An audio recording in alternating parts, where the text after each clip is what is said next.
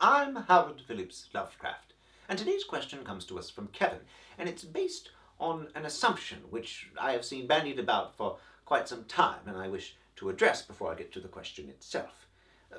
The idea is that my literary career was weakened by my fear of rejection, my reticence in the face of adversity. I passed on opportunities I otherwise might not have. I did not submit stories after a single rejection, and the like. And while there might be some truth to this, I think it often gets overplayed.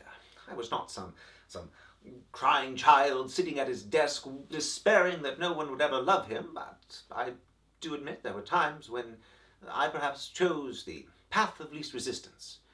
And this question from Kevin asks whether or not I regret any of that. And given my newfound perception, ability to look back on my life and the legacy that I left behind, do I now have a newfound sense of perseverance?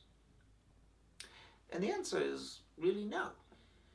No, I don't. I suppose I might have written more stories if I had had a bit more get up and go, but I don't know if that necessarily would have improved my legacy.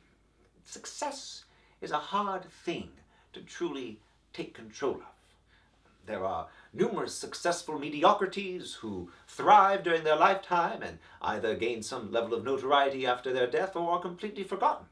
And then there are those who would be considered abject failures during their lifetimes, whose fame resounds throughout the decades and centuries after they die. There's very little control one has over which of these outcomes is more or less likely. But I think where my legacy is concerned is over something I did have control over, and that was in my ability to encourage others, to create relationships with writers and artists, to allow them the space to ask questions, to show their concerns. I helped them, and in so doing, secured a legacy far greater than mere literary output. And I suggest the same goes for all of us.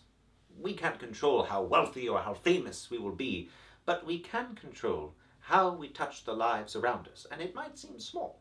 A word of encouragement here, touch of advice there. And yet, it is these small touches that go on to create a far richer world than we could ever have hoped or imagined. And I certainly don't regret that at all.